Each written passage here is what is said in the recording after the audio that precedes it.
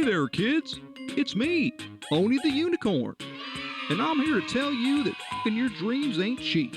In fact, it costs a ton of cash to do. So that's why me and the ONW radio show need your help.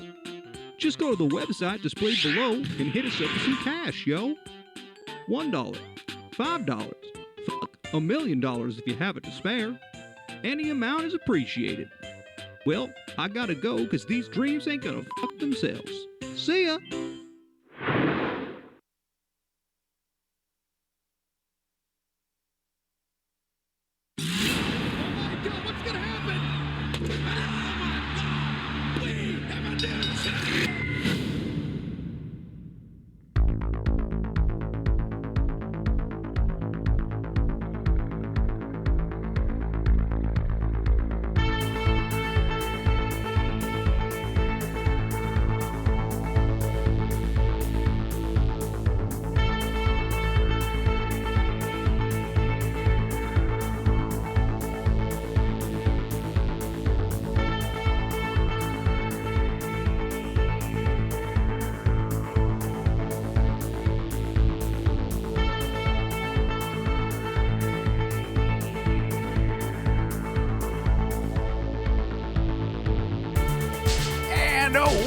Welcome back to another edition of the Oh No Wrestling Podcast. Just the two of us here tonight. It's myself, Owen, the Sharp Break Kid, along with my good friend Duncan, the King of Bong Style. Doing a Wednesday show this week. Sorry about not hitting you up yesterday. Some stuff came up, but hey, we're here now. We'll get through this show, and then doubt we'll be doing predictions as Matthew is now with us. So we'll do something later in the week. Hopefully, kind of throwing our predictions out for Revolution. It does seem unfair to do predictions when the champion is. Yeah, exactly. So, we want to give him the chance to defend at least. I mean, because this one, I think this is going to be one of the better pay-per-views of the year. And, I would definitely like to give it its due, shall we say. Absolutely. But we do have, let's be honest. There's a lot to talk about this week as far as the wrestling world goes, and some stuff that, man, I'll tell you what. We'll start with a little bit of WWE stuff. If you've been living under a rock, you would have obviously seen that Bobby Lashley is your new world champion. And, I didn't see it coming this soon. What about you, Duncan? I thought they were going to wait at least till Fastlane with this one. I thought that initially. I'm like, yeah, it'll probably be Fastlane. And then the more I thought about it, the more it made sense to establish Lashley as just like a juggernaut, basically. Right. So I think that it was the right thing to do to have him win this past Monday. Whether or not having him win in such a squash style was necessary, that is something I'm sure we will get into. However, that being said, I am a fan of WWE champion Bobby Lashley. Me too. I'm a fan of the Hurt Business. I'm a fan of, give me all of it. I fucking love it. I love MVP as the mouthpiece. All of this makes me happy. No, I'm with you completely. I think that, a lot of people are angry that The Miz isn't getting his due, that they think it's too soon. But let's be real, like we talked about last week, like we talked about earlier just now. The Miz is a two-time now Grand Slam champion. He is not gonna suffer. I think you made the good point. He's a first, ballot Hall of Famer without a shadow of a doubt. That guy is going into the Hall of Fame, no problem whatsoever.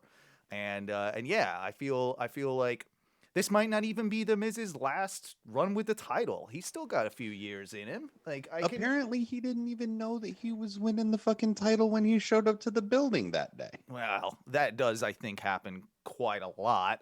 Sure, these of course days, it does. I think they wait till the last minute to kind of decide what they're doing, whether that's for leaks or whether that's just them genuinely not really knowing how they're moving forward with storylines. Absolutely. That could go either way. But yeah, once again, Miz is gonna be fine, like you mentioned. And yeah, like it's the time for Lashley now. It's odd to me though too, because I still in my heart of hearts feel like they're doing this to put the belt on Drew at Mania.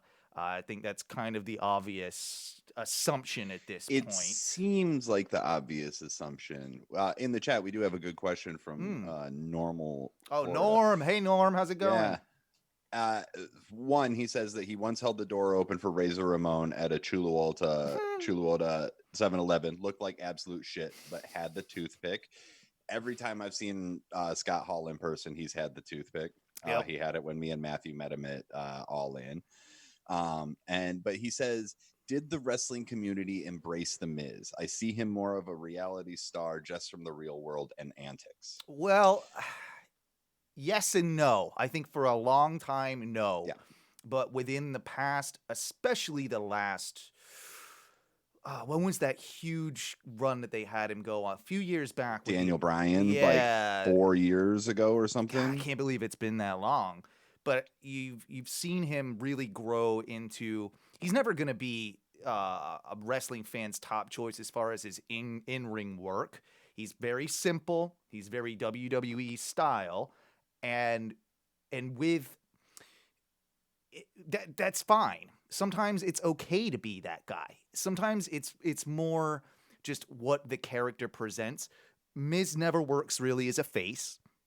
He is he's a born heel, and I think some of that comes from his past as being a being a reality star. Real world. Yeah, he was a heel on the Real World. He's been I actually don't mind of all those reality shows, and it is probably because I'm a wrestling fan, but The Miz and Mrs. is one of the more tolerable of those reality shows because you get to see a little bit more of his true personality behind the scenes. I'm a huge fan of Maurice, his wife, and yeah, I think that has also helped, the wrestling fans kind of see that, maybe he's not just a prick, Dude, like the way I look at it, and I've had friends, is just like he is a lifelong wrestling fan, a kid from Cleveland who is getting the chance to live his dream, and I can't even be mad about that. And look, like if you watch Ms. and Mrs., you see the house that he lives in. Yep. Right? He's done pretty well for himself. He has done very well for himself. From everything that I have heard, he's like a really nice guy. Yep. Backstage, right? Like he's like Miz knows his place, and he went from being the guy everybody wanted to kick out of the locker room to being sort of a locker room leader, you'd have to think at this point. At this point, I mean, I don't know where you heard this, but is it true that he makes about $1 million a year through the WWE? Well, I was just like sort of spitballing that, but it has to be, right? Like he's one of their top heels. He's been there for years. He's re-signed multiple times. And even if he doesn't make $1 million from WWE, he makes at least $1 million between that, Ms. and Mrs., all of his appearances. Like he's done quite a few commercials too over the years. Yeah, like wasn't he on that one? He was on another like game show thing that was like it was like a Wipeout type show. Yeah, it wasn't. Was it the Go Big Show? No, that's the one that Cody's. Yeah, I forgot what it was called, but I want to say it got canceled because someone died on it. Like I feel like I heard that. Yeah, I think you're right. There was Cannonball. Yeah, absolutely. I think you're right. Mm-hmm. And that's just like a woof kind of thing, right? Like it's unfortunate. You never want to see anything like that. But, no, of course not. But from it, dude, like if you want to see who the Miz is, look at his dad. Oh yeah. Because the Miz, like the older he gets, the more like his dad he becomes, and his dad is a grade A doofus dad. Oh, he's hilarious. And I love him. Oh, he's hilarious. Oh, Dude, yeah. when he got in the ring at WrestleMania and he And was he's all doing squared up. Yeah. So Oh much my fun. God, it's amazing. So, like, even for Didn't he? that, like Didn't he punch out Shane? Was it or Shane punched out him or something? Was it? I think it was something like Shane. that. It was that I think feud. it was too, but goddamn, it was good. Like, it was really good. So I don't know. I think that a lot of fans, myself included, are behind Miz.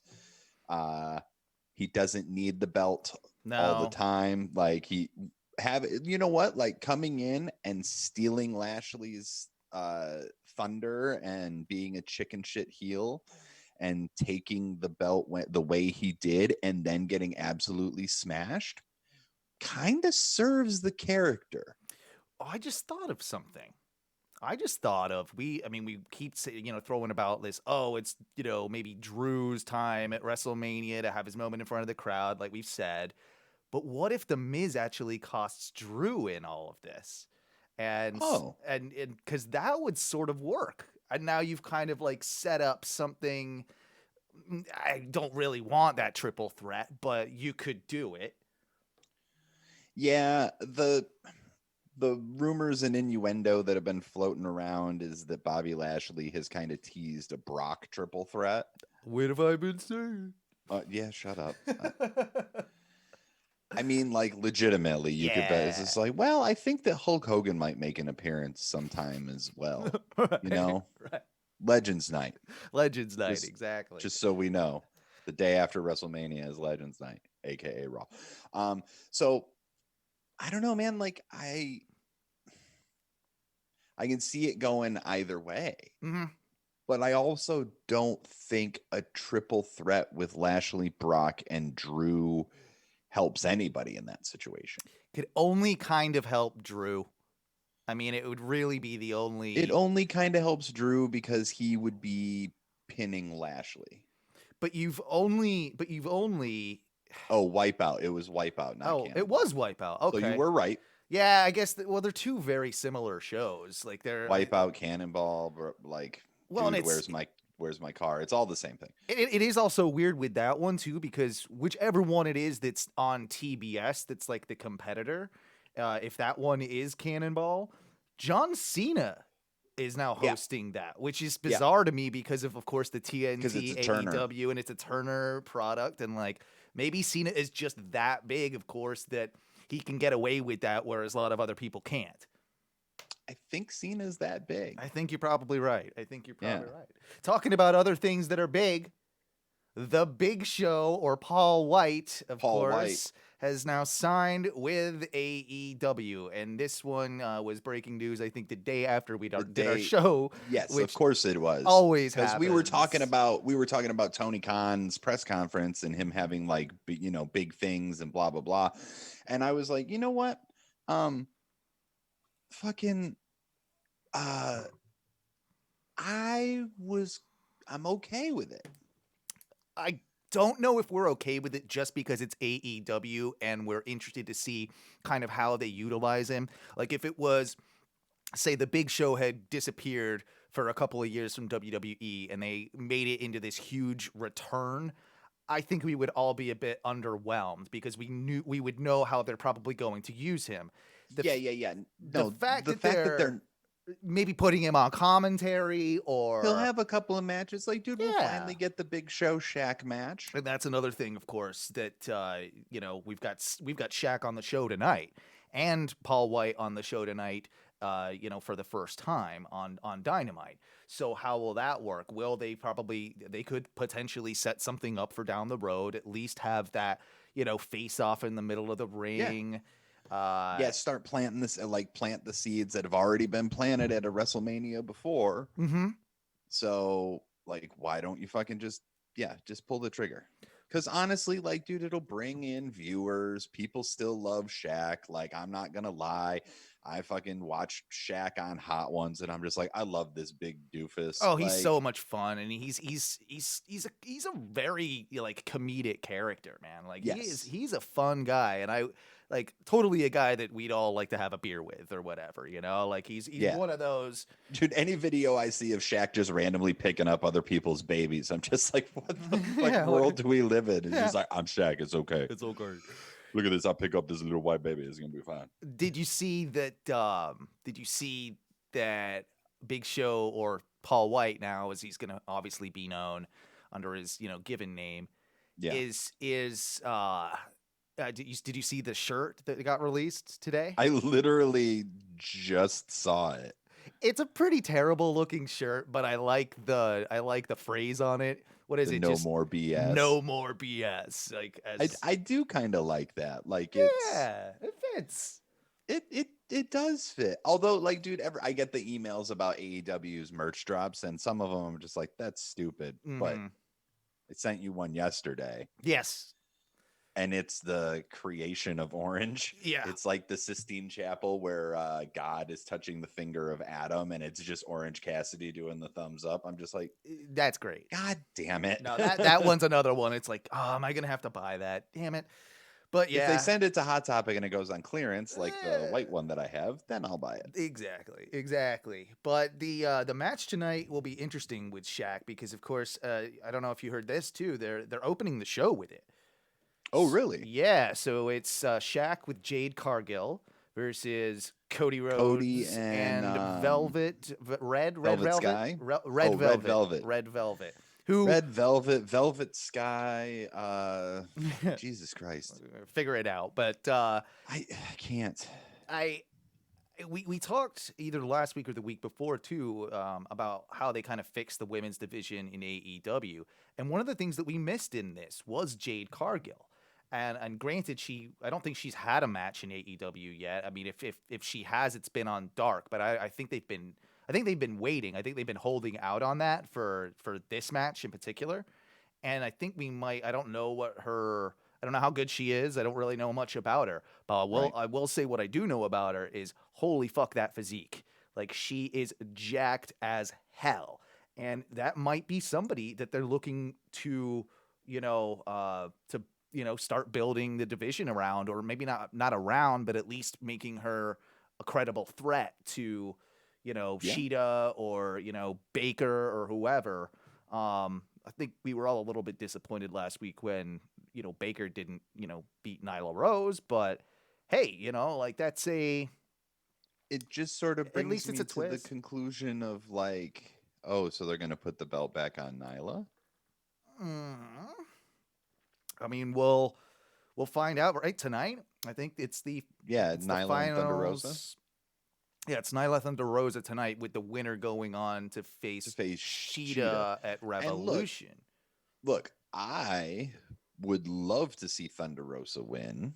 But we've heard she's not signed though either to Right. AEW. Exactly. And NWA is just like doing their big whatever the fuck they're doing. Well, they Like, got deleted. they got a new distribution deal, so they removed all their stuff from YouTube. Right. And apparently they're going to be doing stuff on Fight TV was what I read. I think that they're moving the show to Fight TV. That seems right. Which works.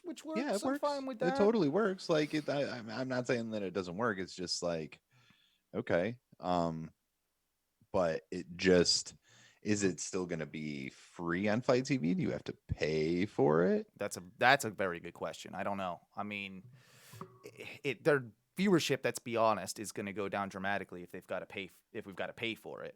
Correct. That's just common sense. But it also is a platform that already has a lot of pro wrestling on it, and in its sense, if it was free and like advertised with other pro wrestling or what have you, it maybe could work. And maybe they could set up a deal where you get like AEW on Fight and NWA because of their partnership, and then maybe even something with Impact. Like if you did something like that, now we're talking. Like a trifecta for $20 or something, 25. But see, I don't know, man. It's starting to get too complicated for me to keep up with where all the wrestling is. Because you got the email today, I'm sure, about the WWE Network moving to Peacock. Weirdly, I didn't get the email, but I saw a copy of the email, which was doing the rounds on Reddit and everything. And I haven't got that email yet, but yeah, it seems like that's an interesting update. Like, it seems like we're gonna have to do all the work ourselves. Like, they're not just gonna like transfer our accounts over to Peacock if you have WWE Network. No, you have to create a Peacock account. And then pretty much delete your And then WWE I think account. cancel your WWE account. It'll be fine for them in the long run, but I do think they'll have a fall off just because people don't like doing that shit, you know? And Bro, I was looking through the Peacock lineup and I'm just like, I don't want to watch any of this bullshit. Yeah, there's not much on there for me really either. I guess if you're What am I going to watch? The Jeff Foxworthy show from 1996? Like, come on. I think a lot of people will do it, you know, for the movies. There's going to be a lot more movies on there. They have a bunch of shitty movies on there. They do. I haven't looked at a ton of the lineup, but I know I was bored and I'm like, all right, if I'm going to have to spend my money supporting NBC Universal, which makes us mad in particular as former employees of the company. Yes, on a personal fucking level. Yeah. It's just like, you cocksuckers. But we can get the premium, which is like the version with ads, I want to say, for $4.99. So at least we're getting the WWE Network for less if we want to go with it that way. But do I have to pay? Do I have to watch fucking ads in the WWE Network shows? That's what I don't know. Because if I'm paying $5 to watch the WWE Network, but I have to watch ads, I will pay the $10. I think I would too, especially with the documentaries and some of that stuff that we enjoy, and like with pay-per-views and stuff too. How's that going to work? Because WWE has its own advertisers and its own ads that it runs during those shows. So is it going to be like doubling down? Like during a match, am I going to get a random, you know, like here's a, you know, Peacock ad or something like that? You know, it's I don't know. I don't think we've got enough information yet, to be honest, with how that's going to work. Back to the NWA thing a little bit. That's the only reason that I can see that maybe they do have Thunder Rosa win it. And that's kind of a red herring that Tony Khan said about her not being officially. That she's not signed. Right. Like, and they already do have a pretty good working relationship with AEW or NWA. So like the two of those things might be connected. I don't know. Yeah. I can buy Thunder Rosa as that champion. I mean, I've seen Thunder Rosa as a champion before, so I could see her as a champion again. Yep. So, I don't know. I like Thunder Rosa. Me too. I'm a big fan. Fan.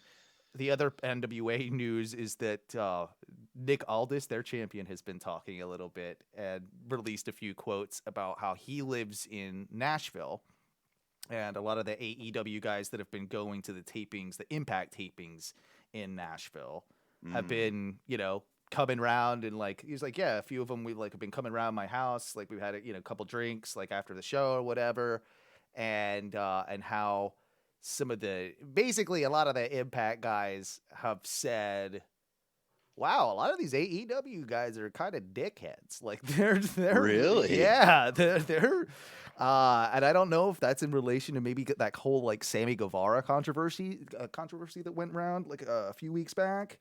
Maybe. But it sounds like there might be a little bit of like, oh, yeah, we're AEW. We think we're better than the Impact guys or Let's something be like honest. Do you think that's not true? No, I believe it 100%. I 100% think that's true. I 100% think that's true. I 100% think that anybody who works for AEW walks around that feels like their shit doesn't stink. Yeah, I tend to agree. And then you got to think like, well, who's been going up there? I mean, it's like Sammy, of course. But Sammy was up there for like a minute and then turned around and left. It's been Private Party and Matt Hardy. Yeah. Which I could see the maybe Private Party being like cocky young kids. Maybe them. Maybe thinking that. they're bigger shits than they are. Yeah. Yeah. sort of in the way that the Bucks used to do back in the day Uh-huh. before the Bucks had established themselves as who and what they are. The man, who else has gone over there? Hasn't been.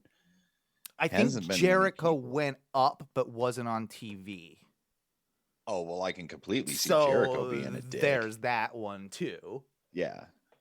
I don't think there's any. I think Jericho being a dick is par for the course. Yeah, I think you're probably right. Like I know we all love Jericho's in-ring work, but it's just like, I'm pretty sure he's a terrible person. Yeah, I was reading kind of a thread about that today, and it's one of these like, I'm having trouble. I love Jericho as a wrestler, but I'm really having trouble with him as like a human being and all that. We struggle with this in all facets and forms of entertainment. In general. Yeah. Can you enjoy someone's art without necessarily liking them as a person? Can you separate the art from the artist? Yeah. And I think the real answer is it depends. It's not always cut and dry. It depends what that person's like beliefs and how severe they are, or how. I'm not going to be mad at somebody for just being a Republican, right? Or having a different political view than myself. No. But if you're using your platform, like if Jericho was on TV pumping, political he has view, used his platform, his podcast, and his social podcast media isn't a big platform, because Yeah, it it is. is. But that's his own and personal platform to a degree, and not necessarily like you can choose not to listen to that. Yes, but also when Chris Jericho, the podcaster, and Chris Jericho, the on-screen personality, are very much the same in a lot of ways. Right. That's where it becomes difficult to separate art from artist, because you listen to the Chris Jericho show, it's basically like you're listening to, it's like an hour or two of just Jericho being Jericho. So, and not for nothing, but he did donate $50,000 to the Trump campaign. He did. He's also donated a lot of money to indie wrestlers that have gotten injured, and done some decent things there too.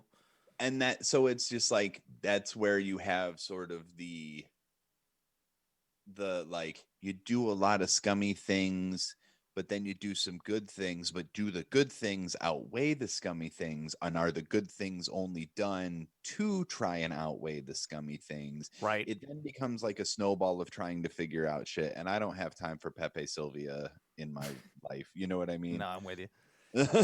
So... yeah, I mean, it's a difficult question. But then there's some people, right? Like that we're just like, oh no, cut and dry, done with that fucking person.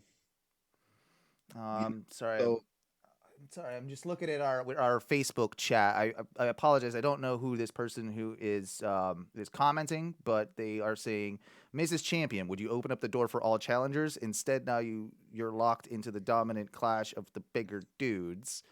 I think we kind of already addressed that. Miz doesn't really need the belt, and they could. No, but I think that if you had kept Mrs. Champion, like, I think you would have opened the door for more feuds to sort of build more main event talent that you could then spread out. Yeah. That's fair. And then the other question is, can we take a minute to compare the amount of memorabilia you guys have? Well, Duncan has far more memorabilia than I do, than I will probably ever have. And you are seeing the tiniest bit of a portion of what Duncan has.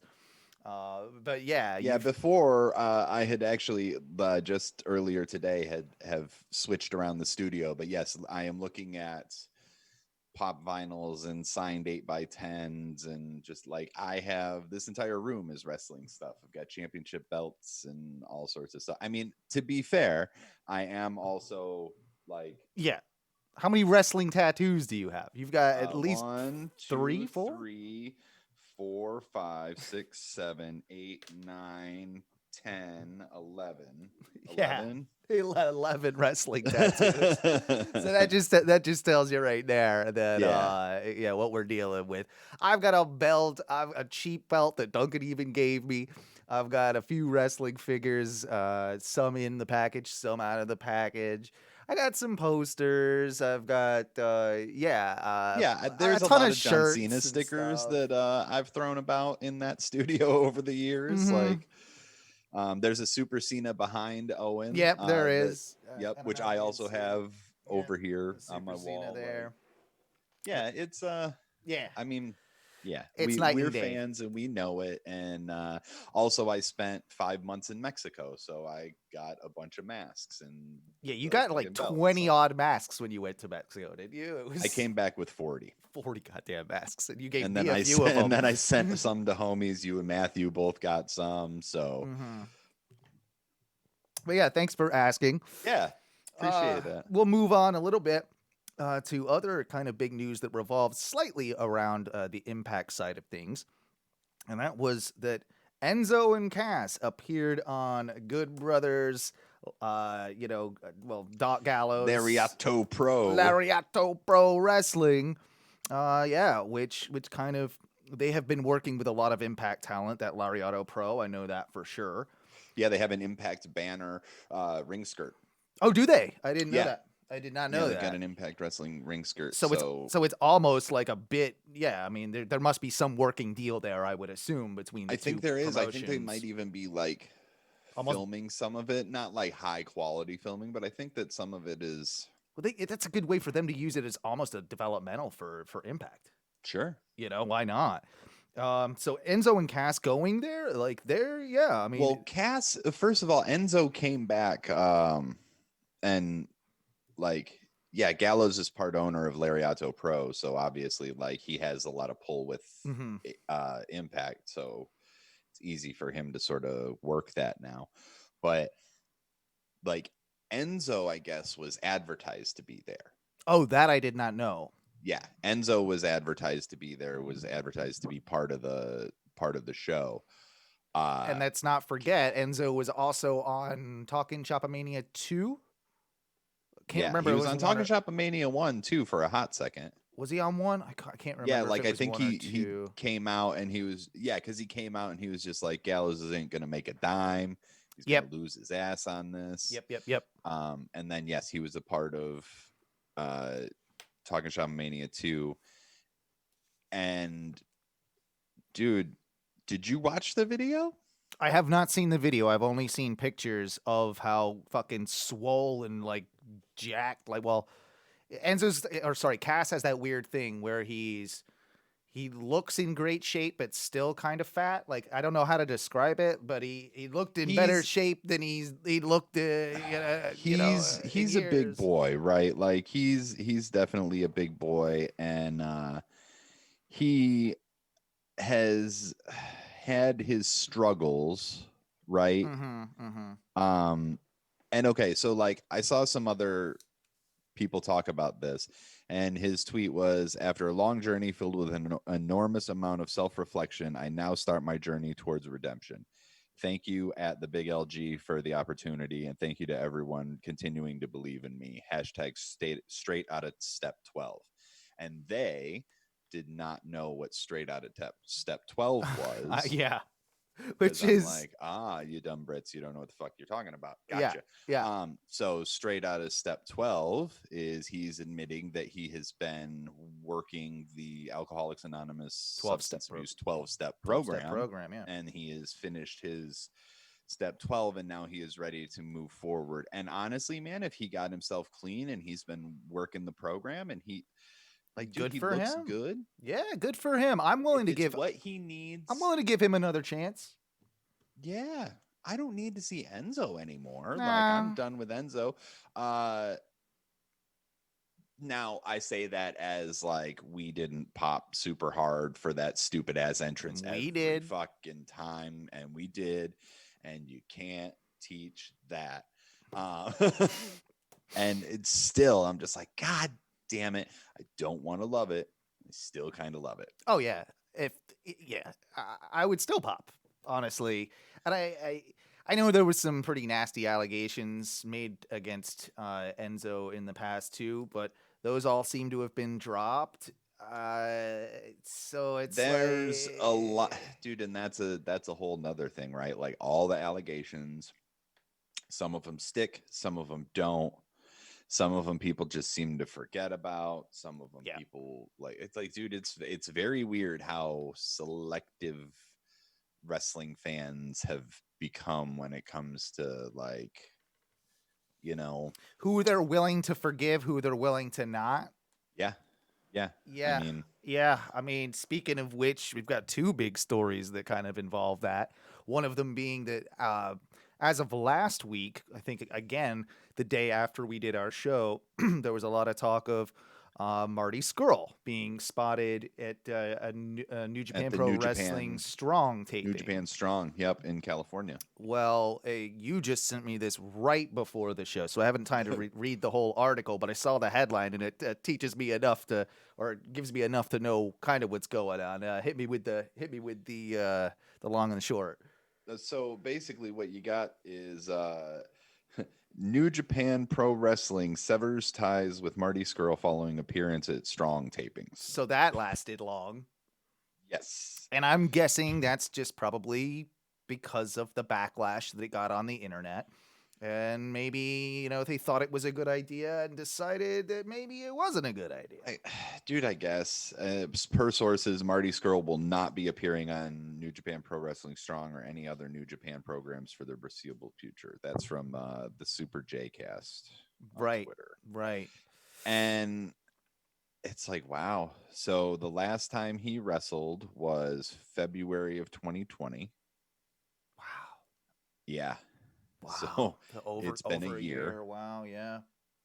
And it's one of those things, right? So there's been several different ways of going about the whole speaking out movement. Right.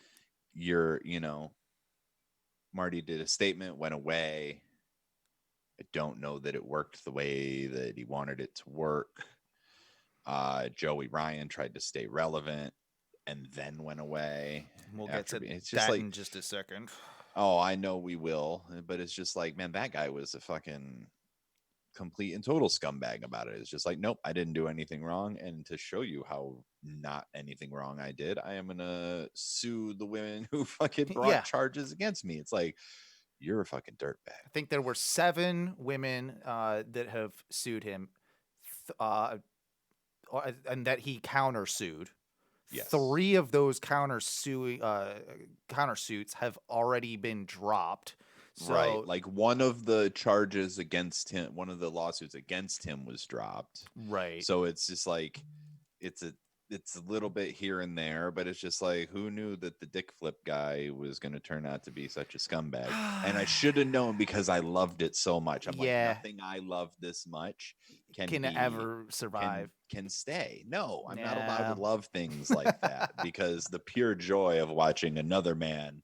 It was great for its time, and I mean, we both popped on it, but then again, it's just like, oh gosh, yeah, what a surprise that guy is the guy that well, and like I do forget that he did have like one of his moves was the boob plex, right? Like they grab the girl by the boobs and then do a suplex with her. And it's just like, yeah, I get it. But like, I don't know. I think you wanted to believe that was all consensual and part of the fun of wrestling, and some of that very well might have been. But then it's the stuff that's outside the ring that you hear about, where it's just like, shit, like you are just a scumbag. And to prove that he's such a scumbag, it seems like that there have been 2 shows now that he's tried to start, 2 independent shows. Oh, no, I didn't know. I knew about one. I didn't know about a second one. Yeah, it was supposed to be in North Carolina in earlier this year, a couple months back. It was Big Swole talked about it.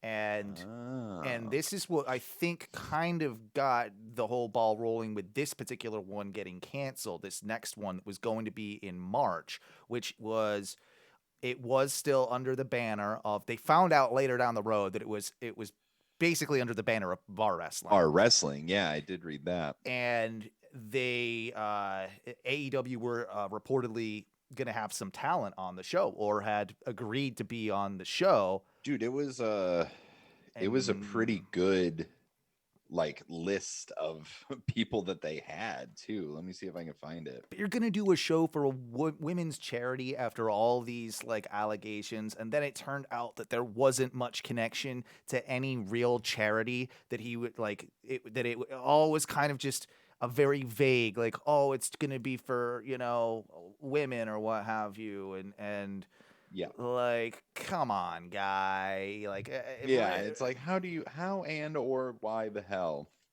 do you think that that's a good idea? The way I read the article too, Duncan, was it sounded like that once AEW caught wind that it was Joey Ryan and Bar Wrestling, they were like, absolutely not. Yep. You guys are not going. Sorry, like, we know we have this deal with you that like you can do independent bookings and everything, but we do not But want, not for this guy. Not for this guy. Like, he literally tweeted out, if Joey Ryan is involved, none of my talent will be. He's like, I'll still donate to the charity. Right. But then there's just like, they couldn't even figure out if the charity was existed. a legit charity. Yeah.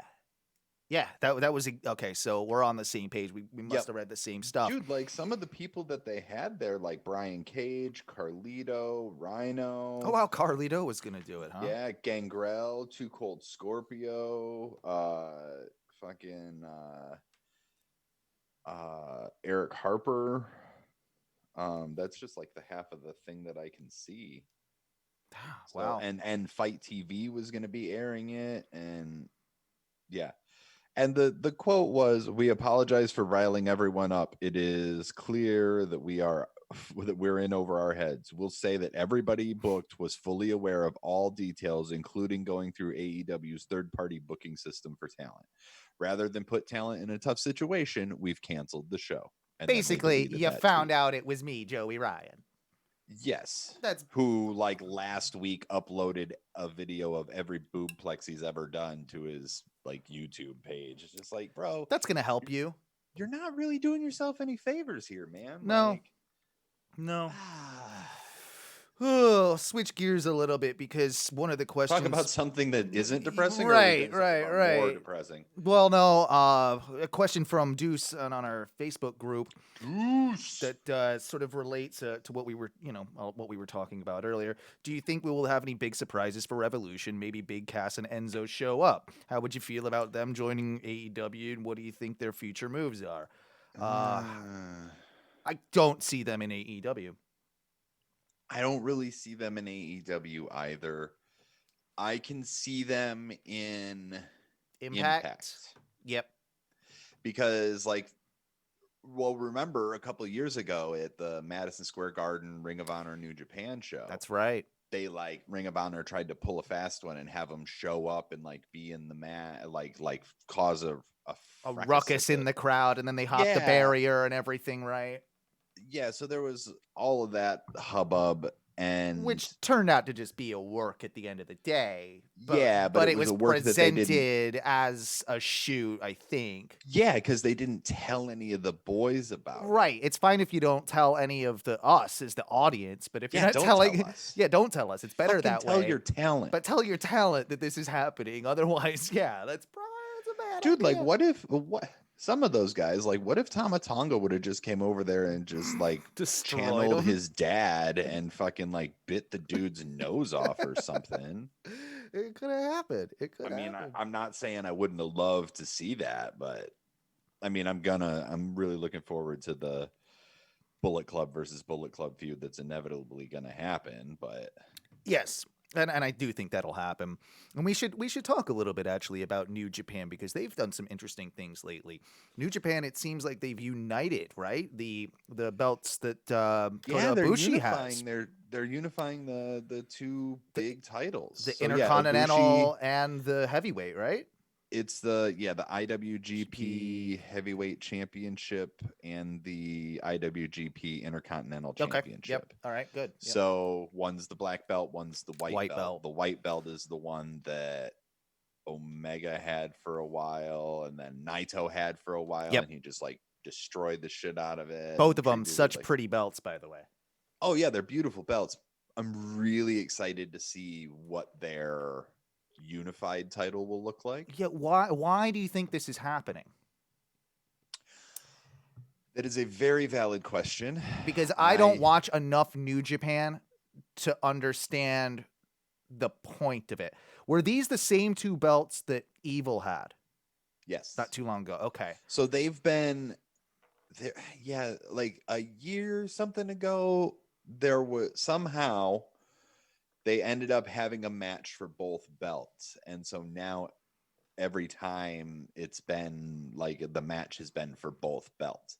So in my mind, I think it's just so that they can just have one title instead of the two. Maybe they'll do they introduce another mid-card title? And that's what I was gonna say, but like, but why? Yeah, but I don't know. Like, but their Intercontinental isn't like our Intercontinental. It's not seen like, as a mid-card belt. It's seen much higher than that. Both of those belts are seen as top tier belts, and I think that's why ultimately they're doing it, is to have one belt. It's the one ring to rule them all. Right. You know, it's just like, we've got all these other belts, but just so you know, there's no argument between like, oh, well, this Intercontinental champion and this heavyweight champion. It's like, nope, the heavyweight champion, like, you are the champion. And if the collector Kenny is going around collecting championships, it makes it a little bit easier too to maybe have him take that from Ibushi. But dude, I don't see New Japan creating a new title just so Kenny can take it and bring it back to America. Yeah, I mean, it would make more sense for him to maybe get what I would assume is going to be New Japan Strong's major title with their U.S. championship. Wouldn't it make more sense for Kenny to win that if there's a partnership between those two promotions? Yeah, I would think so. Because another him and Moxley match. Moxley still has it, right? Yeah, he retained against Kenta. Which I'm like, okay. I haven't been watching enough New Japan to really know what's going on. My boy Brody King is still killing it, so that's all I really know. But fucking, like, dude, it's hard. It's hard. Well, it's hard to watch. I mean, with everything that is going on, with all the wrestling that already exists in our homeland, it's hard to keep up with, with New Japan. But it does sound like they are getting they're in talks with multiple U.S. TV providers, including Axis was the big one. Yeah. So yeah, I mean, maybe it'll get a little bit easier to watch.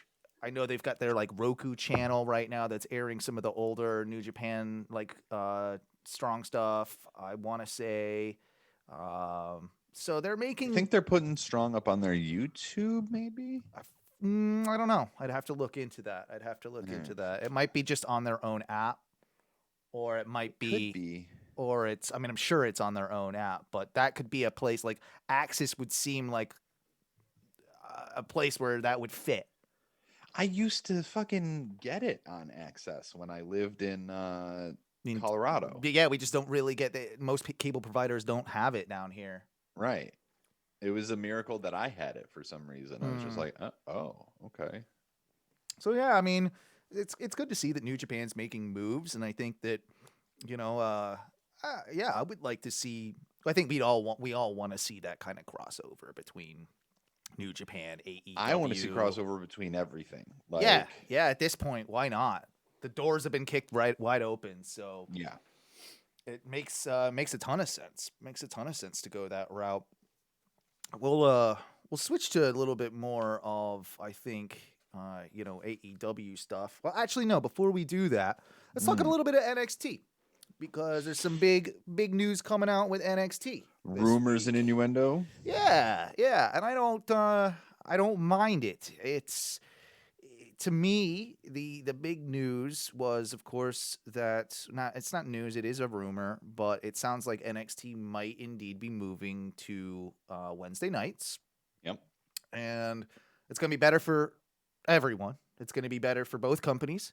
It's going to be better for wrestling fans as a whole.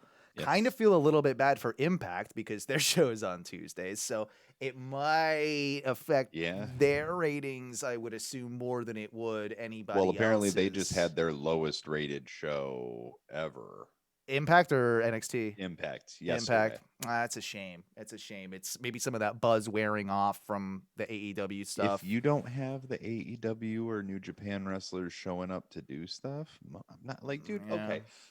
I love the wrestlers who are busting their ass on Impact, right? Like Deonna Purrazzo, the Good Brothers, but you've seen a lot of people jumping ship lately. Yeah. Which really made me wonder why the Good Brothers went there in the first place. Must have been just a big contract, I think. It had to have been a big payday. Yeah. And, like obviously they have allowances to let them do other things. They were probably they probably knew they were going to put the titles on them right away. Yep. But it's just like, man, what could have been maybe if they would have just gone straight to AEW. Like that, let's be real. Yeah. I mean, think so. But then again, you wouldn't have had such an easy way to get Kenny Omega and Callis and the Good Brothers together on Impact. It might have, you could have still probably done it, but it made that was very Callis, cohesive. It was a very it just makes me wonder how much of that they all planned out together beforehand, or if it just were happy accidents. Fell into place somehow. Yeah. I mean, the Don Callis Kenny stuff, I think, has been in the works. They've talked about it. They think, that they've been wanting to work together forever. Like Callis has been the biggest Kenny Omega fan for years. He was trained by his uncle and all that stuff, and exactly. So they go back, and Callis is a brilliant wrestling mind too. He is. You know what I mean? Like it's the same as like all these guys. Like Russo had some good ideas. Not every single one of them was a fucking hit. Yep. You know what I mean? In the same way that not everything Vince does is a hit. Not everything Tony does is a hit. Yeah. Like. So I love that there's a Booker of the Year award. It's just like, okay, how long has that even been necessary? Is that Wrestling Observer? Was that? I think it was. I don't know. I think it was. I think it was the Observer. Is. I'm pretty sure it was. Tony Khan getting Booker of the Year, that type of thing. That. I take that. It doesn't bother me. It's tongue in cheek. It is what it is. It's fine. It's fucking wrestling. It's wrestling. It's like at midnight. Points don't matter. Yes. But with NXT moving to Tuesdays, a lot of course, AEW marks have been like, the war's over. WWE's conceding defeat. And I really don't think that that's the case at all. I think it's a business move for a multitude of reasons. And I even texted you today when I was looking at that article and I was kind of reading through it. And part of the stuff that I've heard is that, and I know this to be fact, the NHL, the National Hockey League, has signed a multi-year deal to have basically hockey on Wednesdays. So if you've got hockey on Wednesdays taking up all that, valuable time, then it's logical that you do have to change your day for NXT for just business purposes in that sense. And I'm sure the NHL it's probably a damn big contract. So USA's just probably said to them, hey, you're not getting the best of numbers. AEW is winning most weeks. You'll probably get more numbers. We'll get more views if they get more.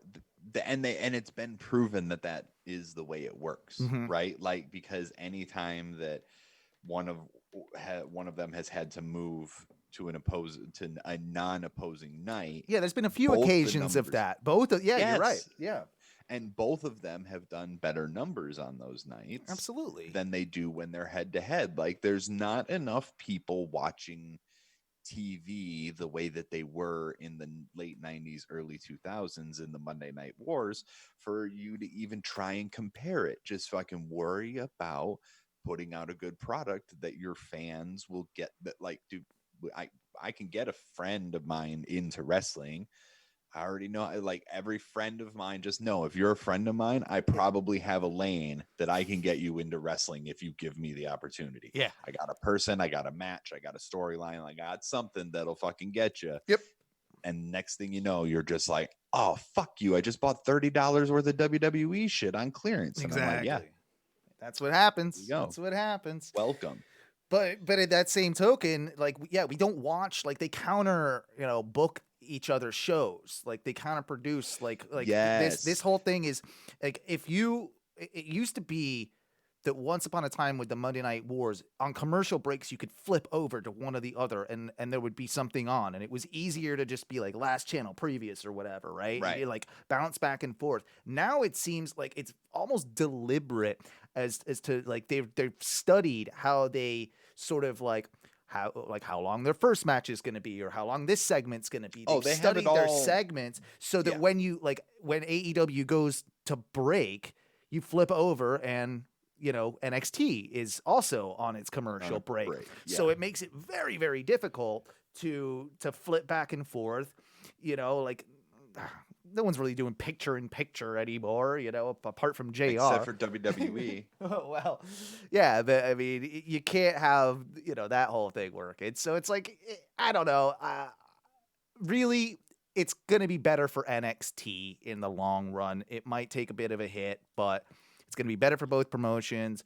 Yep. Again, Impact might will be suffer, better but even if you just set aside numbers, it will be better creatively. Yeah. For both shows to be able to just worry about running their products and having a show. And it will be very, very interesting to see the comparisons of those numbers week to week to see who had the better show, because it's not in direct competition with each other week to week. Like, you're going to have obviously more on both sides, but it's going to be a lot more telling as to who really had the better show, I think, at the end of the day. So I'm kind of looking forward to that in a sense. Sticking with NXT. What's next for Cole and the Undisputed Era? Because we just saw, obviously, a big turn, and I imagine it's kind of waiting now until the next takeover, which has been announced for the Thursday prior to which WrestleMania. has been leaked as the Thursday prior, because it's not really officially announced. It's people going to cancel their WWE network subscriptions to switch over to fucking Cock. And they're like, but if you cancel, you'll miss this. I'm like, but you dumb shit, I have to cancel so I can move over to fucking Peacock because you decided you wanted to do that. Yeah, exactly. We were fine. Assholes. I was fine with it. God damn it. Yeah, so I don't really understand the logic of why WWE's doing that, but I understand the Peacock deal, but why they're like announcing all these things. Like, you understand why we're canceling right now. Like, we're canceling because you've told us that we have to cancel. In 15 days is when it starts taking over, so why wouldn't we just be ready? I think most of us have already paid through the month anyway. So. Yeah, I'm gonna wait now. I'm gonna wait until basically it's like until we get to WrestleMania. WrestleMania will be my first, event on Peacock. Like, that will be my first, because it's the only way to get it at that point, right? So, like, I'm gonna wait through this month, and then the following month, then I'll cancel, and then whatever, it is what it is. But with having, I mean, that's gonna be a crazy ass, weekend and schedule, because Thursday takeover, Friday off, Saturday, Sunday, WrestleMania. Also, they've said they're doing the Hall of Fame this year. Do they do? I mean, I guess they can't with Friday being SmackDown. They're not going to you're not going to counter, Tuesday. Yeah, it would probably be the Tuesday, right? Or I think it would have to be the Tuesday or the Wednesday before, which seems like that doesn't. But then you're doing it before NXT TV, unless they change the NXT thing to Tuesday really soon and already have it on Tuesdays by then. No, it's April 13th that supposedly it goes into effect, so it's after WrestleMania. So what I would think they would do is that they would instead, the go home show for TakeOver for NXT will be the Wednesday before. And then the week of Mania will be Raw on Monday, nothing on Tuesday, Hall of Fame in NXT's TV slot on Wednesday. That's a good point. Thursday TakeOver, Friday SmackDown, Saturday, Sunday Mania, Monday. Monday. Right. Monday, then Tuesday, then Friday. You know what I mean? So Sure. So Cole, I mean, there's obviously stuff going on with him and Balor. There's been Kyle O'Reilly stuff with, him and Balor, but they've just kind of done all of that, and Balor's retained.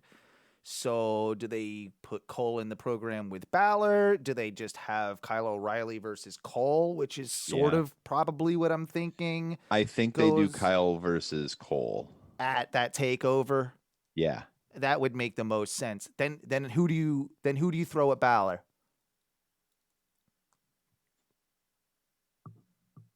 Who is that? I can't even see. Karrion Kross. Yes. Yeah, it probably That's is. who you throw at Balor. And that's who you have decimate Balor. He has to beat Balor at that point, really, doesn't he? Oh no, he's going to beat Balor. Yeah.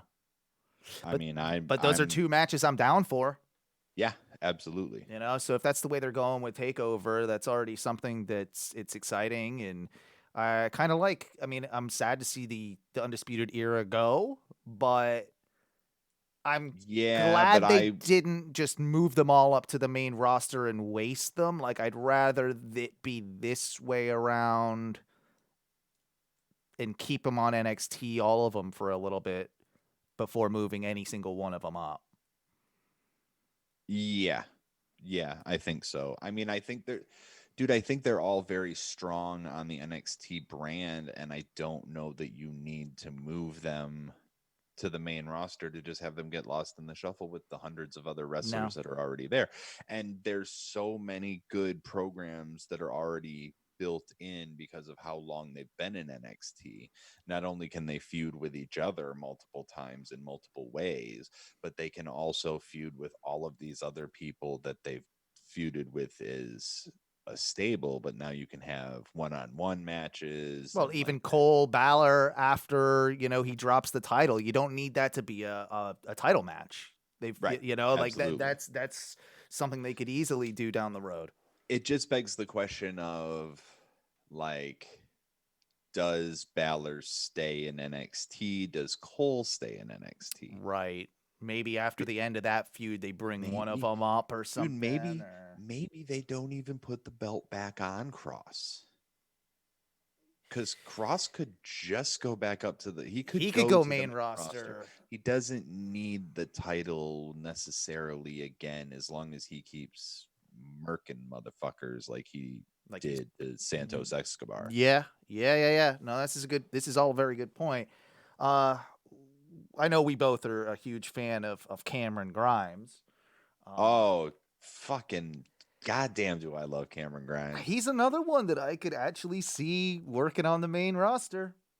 They would. Oh, dude, you give him that? Yeah, like give him the $1 Million Man rub. Like let him be the redneck $1 Million Man. I fucking love it. There's nothing about it that I don't love. Can we just bring back Ted DiBiase and have them be together? Like at this point, like it would be. I mean, we could. He was cutting heel promos on Ted DiBiase on last week's NXT. Yeah, he was. But it would be. If ever there was a time to bring back DiBiase and the $1 Million belt, this is it. I absolutely think this is it. You don't want it to be taken seriously like they tried to do with Steve Austin and the Ringmaster. No. But if you do it like Cameron Grimes is the perfect person with the goofiness he has with this gimmick right now, that it would work. Absolutely. And I think that it's almost like he'd be white Virgil that didn't know that he was the butt of the joke. Right. And how is that not hilarious? No, I'm in with that. I mean, it's just kind of a random thought, but yeah, I had a kind of a high thought the other day too. And okay, I have those quite frequently. Yeah. And it relates to NXT. Right, it relates to NXT. Mm-hmm. But I literally I wrote it, and I'll read it exactly as I wrote it. If Velveteen Dream wasn't a shitbag, him and Shin would make a good tag team. Okay. I don't see Velveteen Dream as being a tag wrestler though. Like I just don't see that as his character. It's not really his gimmick. I guess kind of the androgynous sort of thing, right? Mixed with Yeah, the but Shin's eccentricities not of Shin. Like, okay. you I know, was gonna like say, it's I could see that, like an but eccentric kind of. I don't know. I just felt like it would work for some reason. I mean, it would have worked if he wasn't a grooming pedophile. Right. So Is the time for Velveteen done? Like, what do you think with that? Are they? I mean, I fucking hope so. I don't understand how he kind of still has a job of all of them, really, like from that speaking out movement. And I really, really think that WWE think that they're going to be able to pull a Matt Riddle with that one. To beat that one. Not necessarily beat it, because Riddle hasn't beaten anything. No. It's just that like he owned up to his shit. Let it die down, or I don't know. No, what they're but like thinking. Riddle, Riddle didn't even do that. He was just like, "Yep, no, I totally fucked this chick, but it was all consensual. My wife knows about it. We're still, still together, whatever." Yeah. And then she countersued, but I don't believe it's gone anywhere. Mm-hmm. So WWE was just like, no, we're going to ride this one out. And I really think that they think that Velveteen can do the same, and it's just not going to happen. I don't think so either. Velveteen's was way more severe, bro. Yes. I mean, we're talking underage boys here, right? Underage, like boys children. And women. Yeah, like not men and women, boys and girls. That's the best way to put it. Yes. So it's just like, fuck, dude. Like, and he's still a kid too. He's like 26 or some shit. Yeah, he's pretty young. Just like, man, you can't. I don't know. I'm glad that, and I think most everybody is glad to see Velveteen hasn't made any sort of appearances or anything. And like every time, like when we went to NXT, when I went by myself, like I didn't ever see him out in the crowd, like over in the talent pod or anything like that. So like they're definitely hiding him. They're definitely hiding him. They're definitely, well, if nothing else, they're keeping him off TV. I just wonder if he's like maybe he's doing the PC live shows, like maybe he's doing non-televised stuff, but I honestly don't know. But I hope that his time is done, because it should be. Yep. We're in full agreement there. Moving on, though, to Riddle, who we just mentioned, of course, the recent U.S. title holder, getting beaten on Raw. It was on Raw this past week, wasn't it? That he actually got beaten clean in a non-title match by after the worst looking whatever the fuck move it was, Mustafa Ali. I think I did it right for once. Sure, I think I did it right. But yes, that was a Mustabach. That was a weird botch. Ali. That was a weird botch. I don't know what was meant to happen there. Like it was like some sort of weird top rope backstabbery back meteora thing. I don't fucking know. Yeah. And it looked like he goddamn near broke Riddle's neck. It didn't look good. It didn't look good. Did not look good. And this is Ali, who has been pretty tremendous as of late. Ali is great. Retribution is not. He's also wrestling. Ali's also wrestling with an injury right now. He confirmed. Well, PCL, I want to say, or something like that. Yeah. Yeah. Isn't PCL a construction company in town? I'm sure it probably is. I don't know. I don't know my body parts that well. ACL, LCL. I don't think it was an ACL. I know that one, but yeah, he confirmed. I think MCL is Casey Catanzaro, what she's got going on right now. Yeah, so I don't know what it is, but unfortunately he's so that might have played into it, and maybe don't try and do ridiculous bullshit off the top rope.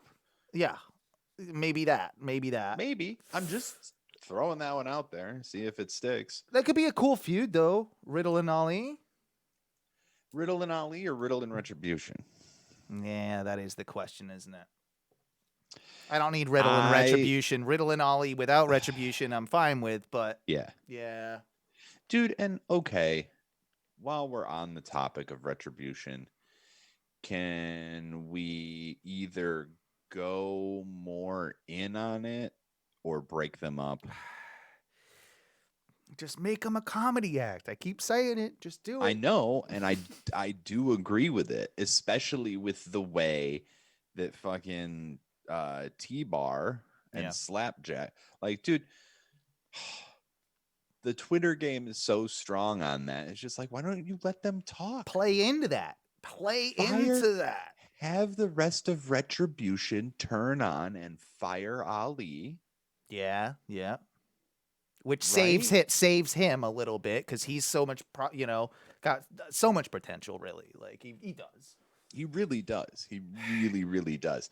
And like you think about the fact that Ali was gonna get that championship match that Kofi ended up getting, but he got hurt, and just like the way things would have been otherwise. So I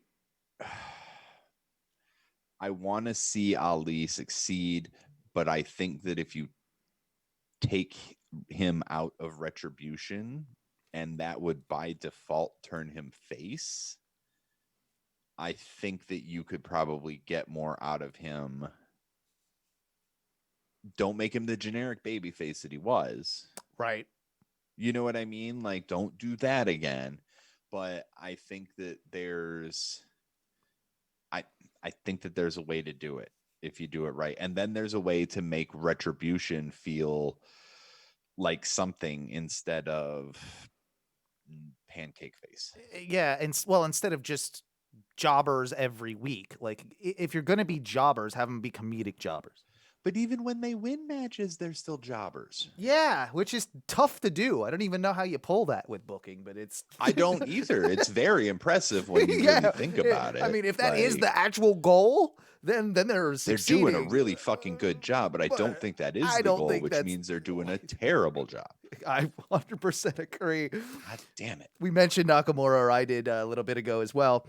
And some Twitter, I think it was a Twitter exchange went down where a fan was speculating on, basically saying he's happy. He's totally happy. Yeah, he's totally happy. He makes money. Yeah. Nakamura fires back with basically, who says I'm happy in the WWE? He didn't say in the WWE. He just said, who says I'm happy? He's like, don't believe anything unless it's what I say. Which, more power to him for being that way. I kind of respect that. Yeah. And it does, we've said it all along. I don't think that Shinsuke Nakamura ends his career in America or the WWE. I don't either. I think the natural thing for him to do would be to end his career in New Japan, where there is so much more potential. He can go out on his back for a Bushi, or like the list is probably pretty endless. He's still young enough to have a top run in Japan. He is. Too. Yep, he is. So I don't want to see him be squandered the way he, like, dude, thing that's driving me crazy with WWE right now, aside from everything, is the how long do we have? Well, not that long, but the start and stop pushes with everybody. Cesaro, Shinsuke, Daniel Bryan. I guess sort of Big E. Like, what are we doing with him? Like, Ali to a degree as well. Yeah, I'm not gonna lie though, I'm sort of all about this new Apollo. Haven't got there yet with that, because I do like what they're doing with Big E. I love the segments where he sat next to the ring with his foot in a goddamn bubble bath and sitting on his own little couch and like. Oh, I think that's great. I'm just saying, like, the heel, like this new version of Apollo, like where they're sort of taking that. I'm like, okay, I like it. It's sort of like the African Del Rio, but. Oh yeah, that's a decent comparison. I hadn't thought about it like minus that. the kidnapping and sex abuse. Right, yeah. It's just yeah. Right. But I think it's got legs, And I think heel Apollo I'll is give going to it- work better than face Apollo. Apollo. I'll give it a shot. I'm not there yet. I'm not willing to quite say that yet. I feel like there is potential, and I do think that there's like, even though the Big E and him have had several matches on Raw and stuff, there could be a bigger feud down the line for the two of them as well. I feel like And I don't think that you should put I don't think that you should put Apollo over Big E, but I just think that this is a good character direction for him on a roster that's sort of lacking, I guess, mid-card heels. Yeah, it is. So it is. So I don't know. I'll be interested to see what Big E ends up doing at Mania. I saw this posted. I'm not going to take credit for this idea earlier today, or at all, rather. Sorry, but yeah, got my words all fucked up there. But could someone, and possibly even Big E, be the person to bring back the 5 count? You remember the 5 He used count? to do it. Did he used to do it back He in used like to do it in FCW days or something, or NXT? And NXT. See, that would, I mean, I guess you kind of got to be heel to do it. Yeah.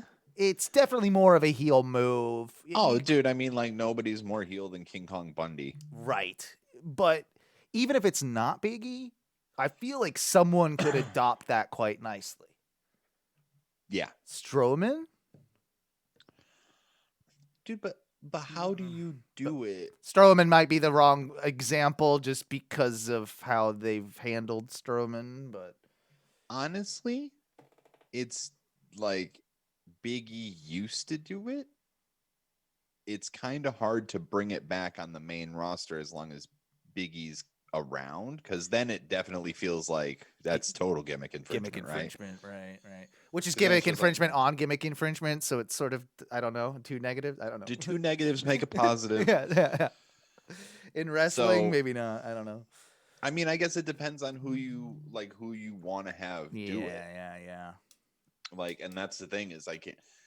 Dude, Braun is we'd have to do a whole episode about Braun to just talk about the fuckery of that, and then like. It seems like they had it tailor made. Like it was pretty simple. Like it was. They've they forgotten fed him- how to build monsters. Like Dude, they fed him to Bobby Lashley, and now I don't know what to think about Braun. Well, Right? Braun's Like, there's only Braun's gonna so have a many match time- with Shane McMahon and get beat by Shane McMahon. Yes, I know. That's what to think about. I know. Braun. I know. And Damian Priest Unfortunately. and Bad Bunny are gonna beat Miz and Morrison. More specifically, Bad Bunny is going to pin the Miz. Yeah, you're right. Yeah, Yep. you're right. But I think that will also be the day that he loses the 24/7 championship. back to R-Truth, or I mean, I mean, it has to be, doesn't it? yeah. I mean, at this point, it's the R-Truth, memorial belt, isn't it? It's the Yeah, it's the R-Truth Heritage Belt. heritage belt. There you go. That's a better way to put it. Dude, I wish that they would rebrand it and like it had fucking like R-Truth's hair. Or just says Come like up. "What's up" on it or something. Yeah, dude, like give me some ridiculous, like you see all the other ridiculous belts that they put on WWE Shop. Like, give me an R-Truth belt. It's a joke of a belt anyway. It doesn't matter. Like that's why we're fine with Bad Bunny having it. It's good crossover promotion. I understand what they're doing. I don't give a shit. I Yeah, know I've never. If it was the goddamn Intercontinental Championship, I might be a little bit perturbed that Bad Bunny was rolling around with it. But since it's fine, and you know what, he seems like not my style of music. Whatever, don't really care for the guy, but at least he's we're a the big only fan. country. Yeah, apparently we're the only country in the world that doesn't get Bad it. Bunny too, because he's like a quadrillion. Yeah. So like, cool, good, and it's great for the WWE. Brings new eyes in. It's gonna build Damian Priest faster than he would have been otherwise. So They're actually doing a really good job with that.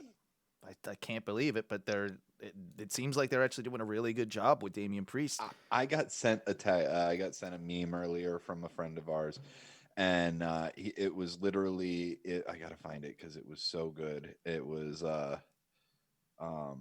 or maybe you said, did you send it to me? It's like, if I don't this think it is was me. no, it wasn't you. It was this morning. It says Big E tweeted out, it said, if all these rappers versus wrestler beefs are a clever ploy to bring back a Def Jam Fight for New York style game, I'm all in. Oh, dude, you've been talking about that game since we started ONW Wrestling. It's ridiculous. Yeah, and I'm just like, I should have never got rid of my fucking GameCube or those games. God damn it, because now they're and I've impossible never to find played these. that. And I've never Dude, they are- played it. Look up some YouTube videos, get nice and toasty later, Yeah. and look up YouTube videos of Def Jam Vendetta and Def Jam Fight for New York, and you're just going to be like, that's What? amazing. Yeah, I will need to. I will need to absolutely do that. And kind of speaking like to this next question, because I put Damian Priest on this list. Who do you think is going to be in 2 years a headline star that we don't have right now? That's either in the mid card or someone even on NXT, someone that they're just trying to build slowly as a headline entertainer in the main event picture in 2 years. Well, I mean, obviously, in 2 years, you're going to have the champion Cirque du Sommelier. Well, yes. Obviously, Reggie for yeah, sure. I think Reggie has gold potential written all over him. All kidding aside, he will hold a belt. Like, I don't know if he's ever all gonna. kidding aside, he will be a talent for as long as, he's got the right attitude for it. He does. So and the most important thing, he's still very appreciative to be there. So, and he's homies with Ricochet. So there you go. How can you go wrong? 2 years. 2 years. Dude, Big E's on that list, right? If not sooner. Big E's on that short list. I think Adam Cole has that's a good potential for good shout. Man, if you put Adam Cole in a feud with Seth Rollins. Ooh, that has money on it. Yes. I want to say two names, but I don't. I'm just scared because of how they've been booked prior.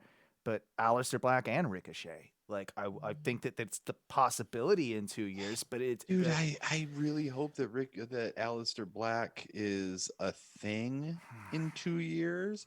I feel like, Cross. 100%. Like, because dude, like, Aliester Black was the guy, and then Cross came in, and they're like, "Look at this shiny new toy." Yeah. And now Aliester Black's just kind of over here. Well, what is that? We don't even know where Aliester Black is. I don't even know if Aliester. They forgot him in that They forgot him in that closet months ago. Like, he's still stuck in there. And like, I don't know if he goes to TV every week or what, but like, it's just sad to see, because I would love to see Aliester Black, but if it's going to be anybody, Cross. Like, Cross is a definite. Like, dude, Cross will be main event, and like big time main event in 2 years for sure. About Andrade, another one that's in that same category is I want it. Black and Ricochet. I want it, but if Charlotte Flair couldn't get a storyline that she pitched for him over and like approved, I don't think there's fucking hope for Andrade. Yeah, maybe until the English just gets there. I don't think there's hope for La Sombra. La Sombra, is that his mask? That's his mask from back in the day. I didn't know that one. Yeah, yep. Nice. He wears the pendant with it. I think he used to come out in NXT. He used to like he did, and then take it off when he got to the ring. Yep. Yep. So that I got one that might not be 2 years, might be a little bit longer, but I just see it every time he wrestles, and I see it every fucking promo. I think Montez Ford is a future heavyweight champion. I think he's going to be in the main event picture. And Johnny Wrestling? No, I don't think. I think he's destined to stay in NXT. Weirdly, I think that Ciampa will stay in NXT because he has no interest in going up to the main roster. Right. But dude, Gargano is just such a good everything. I want to say yes. And as much as we've gotten away from like the stereotypical size thing with, you know, with wrestlers these days becoming top stars, Johnny is real small. And I do think it still exists to a certain degree. I think he would struggle on the main roster to get out of that upper mid card level. I don't know that he would ever find. That's true. It's true. It's just sad. I mean, honestly, I do think that if they keep trying to separate NXT as its own brand and not as developmental, then I will be fine with like those people that want to stay in NXT for their entire career. You know what I mean? Because they're still going to be treated as a, you know, they'll have a presence at the big shows. Like they have their own takeover events, so they have their own pay-per-views. WrestleMania, they'll be presented. So I think as long as they keep sort of pushing away from, oh, it's our developmental league, to sort of it being like its own brand type thing. It's our third brand. Yeah. Right. I think that's okay. And I like the fact that it's not treated, it doesn't look like the other two major brands. It's not treated like the other two major brands, but it's still treated as a WWE product. And that's what I like. That's what their their ECW rebrand back in the early 2000s failed to be, was a if they'd kept it more like the original ECW, it probably could have worked. If they would have kept it more organic and just kept it like, and that's what NXT has, is that organic feel, and it still feels like you're watching stars being, you know, made, and like people were like climbing up the ladder rung by rung, and like you're watching the struggle. And that's half of the enjoyment as a wrestling fan, is seeing somebody and you're just like, I fucking love this guy, I want to see him get his, like, you know, and then like watching the struggle and going from here to here to here, even if it's not a main storyline, but like you got your person that you watch, and you know they eventually get to somewhere. And I don't know. I if I have to only watch one WWE product, it would always be NXT. It would always be NXT. Yeah. Like, someone from our Facebook chat actually has a question, I think, pertaining to that star in 2 years. What about the King of the Ropes as a solo guy away from the house party? Oh. No. You just don't. Like, I mean, a main event. Not main event. Maybe, yeah, again, mid-card, but I can see them trying to put, like, they want Damian Priest to be that guy that fills that, like, sort of, like, new Rey Mysterio, not in ring style, but, like, speaking for that section of the population. The Latin star, essentially. Yeah. That's why they paired him with Bad Bunny. They want eyes on him. Like, he's, I don't know, he's got a look. He's big. He's muscular, he's tattooed. Like, he's not bad in the ring. He's a lot better than he used to be. Yeah. So I could see in a couple years Priest being in that picture. Yeah. But dude, like, how much would you like to see Cross versus The Fiend? Yeah, I forgot about The Fiend. I mean, rightfully so. He's not been on TV for months, and I'm glad. We talked about this a couple weeks back. I'm very surprised. We're all very surprised that he's been kept off this long. I mean, of course, the Alexa Bliss stuff sort of, you know, helps with that, but yeah, you know, they do have to bring him back at some point. Is it a Mania thing? Yeah, I think it is 100% a Mania thing, and I also don't necessarily think you see him until Mania. I think you can have Alexa Bliss and weird voices and weird overtures and everything. Like, I think you can have all of that speak for the Fiend and be just as effective without ever showing him. You can allude to him without announcing a Randy Fiend match or something. Yeah, Like, cause Randy Fiend in a Firefly Funhouse match. that's what we want. Honestly, that's kind of what I want. I think that's what they'll do. Yeah. Because they've been pushing this Randy Fiend thing for a really long time. And they're like the storyline is there. Randy has enough to play back on. Like, dude, think about Randy Orton being forced to relive those days in Evolution, and like the Legend Killer and all of these legends coming back, and like he has to pay for the things that he's done. So yeah, absolutely. That works Dude, with the Firefly thing. Like, it absolutely works with that. Yeah. So I honestly hope that we don't see the Fiend until that match. And then, like, even then, Jaws is scarier because you only see parts of the shark and you only see it a little bit at the end. And the same with Alien. So make it cerebral. If they're smart, they're working on it now. If I know Bray Wyatt, he is definitely working on it. He's got something on there. Yeah. So that could be a show stealer. I want to just quickly, I do want to run, like, we're not going to do predictions, but I at least want to kind of run and have a quick talk about some of the matches that are going on at AE Revolution on Sunday. But related to that, do you think AEW will move the pay-per-views to Sunday long term, or is this a one-time thing? I've watched every AEW pay-per-view, but we'll have to unfortunately miss this one because it's not on a Saturday. Obviously, I mean, this particular person has to work on Monday mornings early, so they won't be able to watch it, or they won't be able to watch it live on a Sunday night. And I understand that. I kind of think that this is a one-time thing. I think that they will go back to Saturday pay-per-views, especially if they add more, because Sunday's always been kind of WWE's pay-per-view day.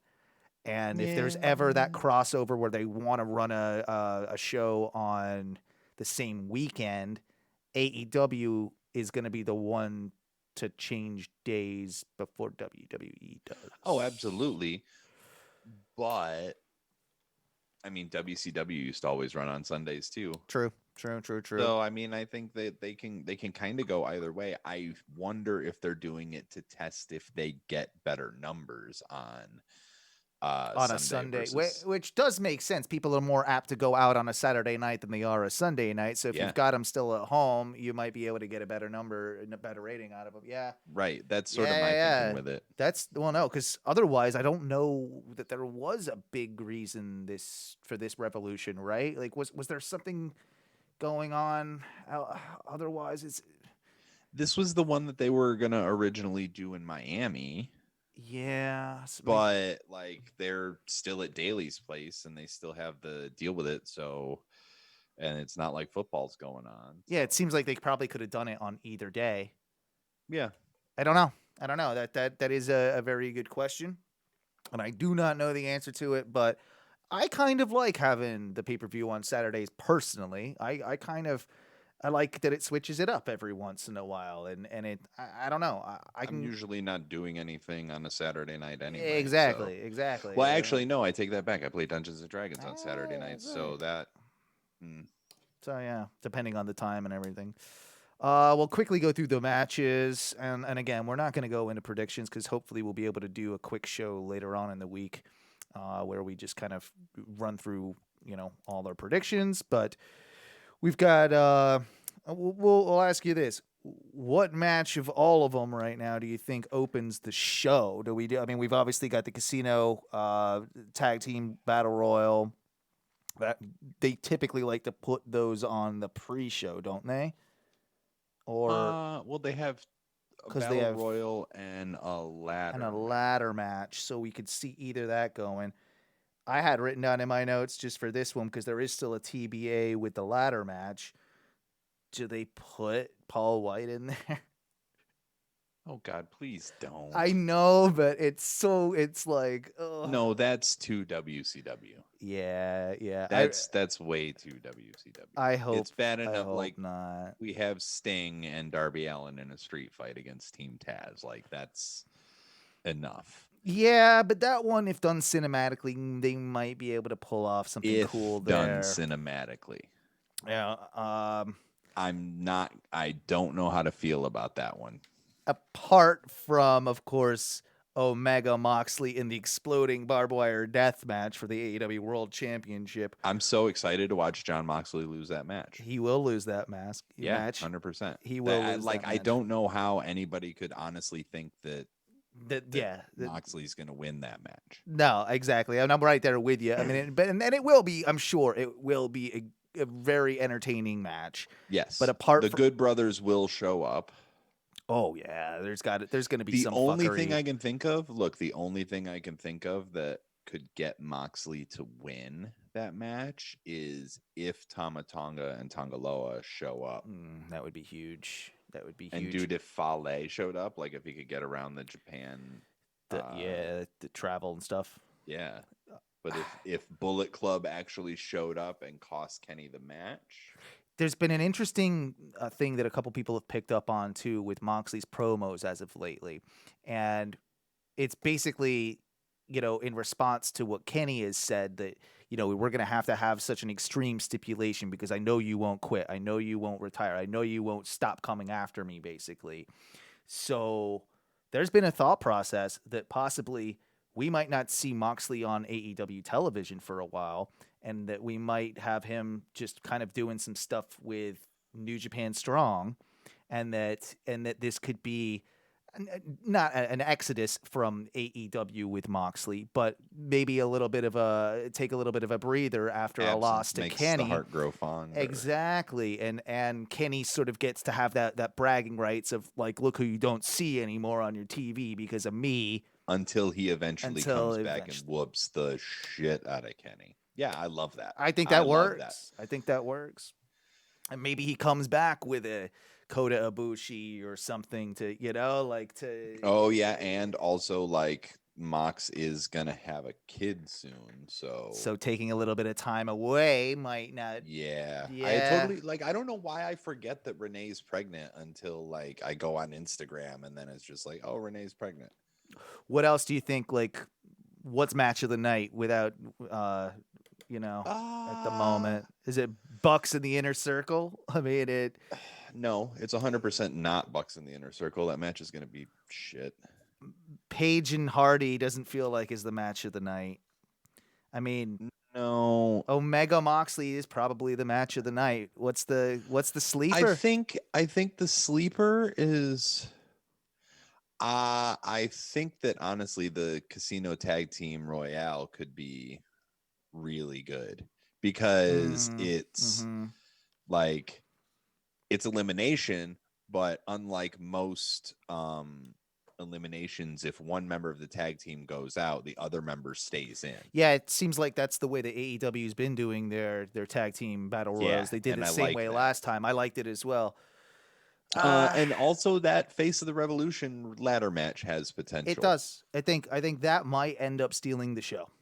It very well the ladder could. match. Well, Cody, Scorpio Sky, Penta, Lance Archer, and then it'll either be Preston Vance or Max Caster. I don't know who Max Caster is. He is one of the Acclaimed, that rapping group, I think. Yeah. And they have a match tonight to determine who goes into the battle royal, or the ladder match rather.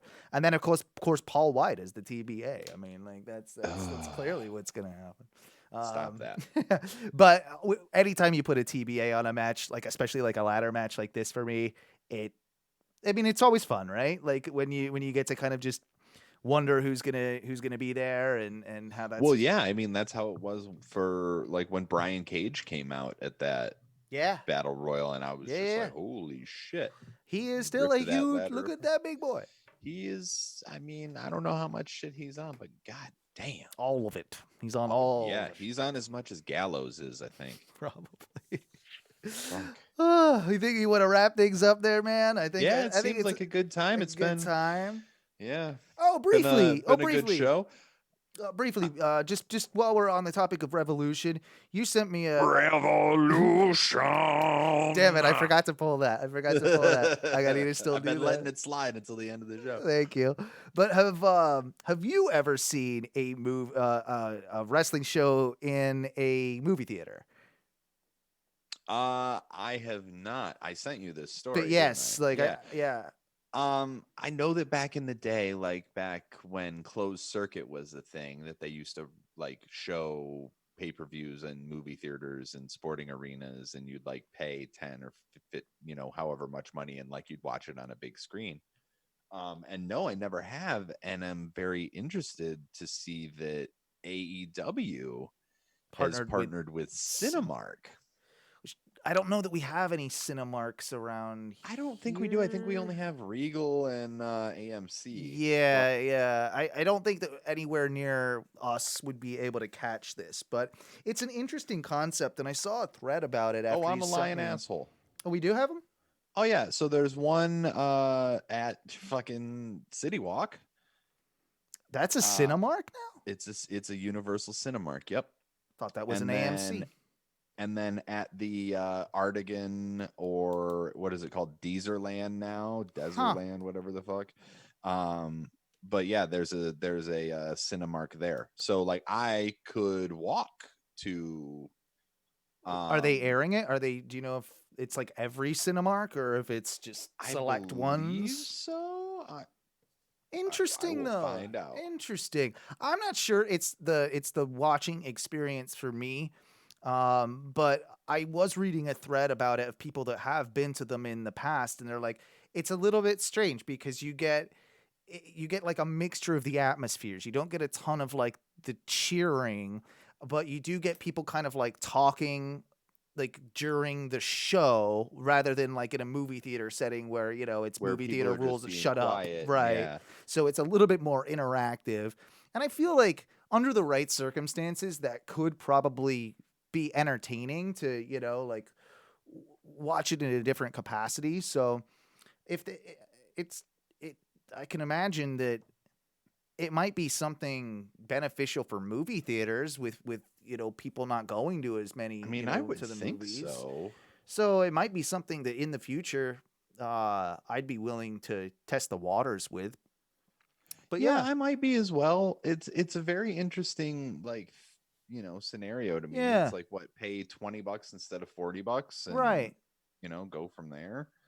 So or what's more likely to happen is that I will be here just getting high as giraffe tits and watching the show from home. Yeah.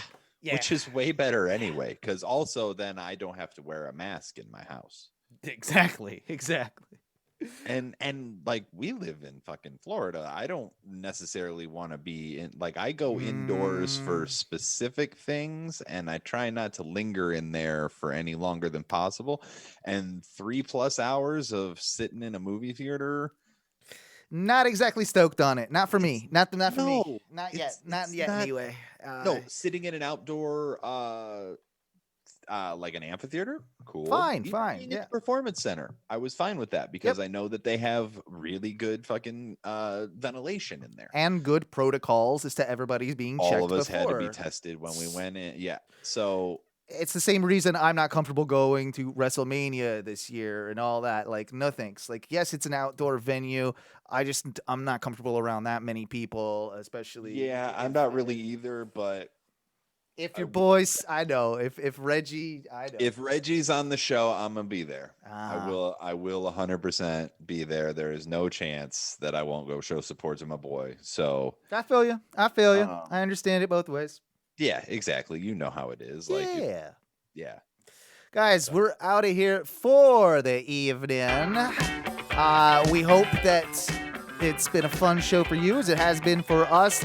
We're going to try and do a small prediction show. We'll get out something for you. Whatever that is, we're going to get out some predictions before Revolution on Sunday. Of course, check out ONOWrestling.com. Check out our Twitch stream if you're listening to this on a podcast, twitch.tv/ONRS Live. Join our Facebook group, OHNO Wrestling. You know how Facebook works. Instagram. Just type it. Oh yeah, and Instagram. Check out Ono Oh, no, Wrestling. Yeah, Ono Wrestling on Instagram. That whole thing. Oh, we love you, and we will see you hopefully next Tuesday on our regular day. That being said, what do we say when we get out of here, Duncan?